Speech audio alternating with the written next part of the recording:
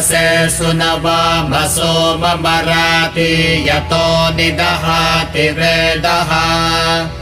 स नः पर्षदति दुर्गाणि विश्वानावेव सिन्धुम् दुरितात्यग्निः तामग्निवर्णान् तपसा ज्वलन्तीम् वैरोचनीम् कर्मफलेषु जुष्टाम् दुर्गाम् देवीगुम् शरणमहम् प्रपद्ये सुतरसि तरसे नमः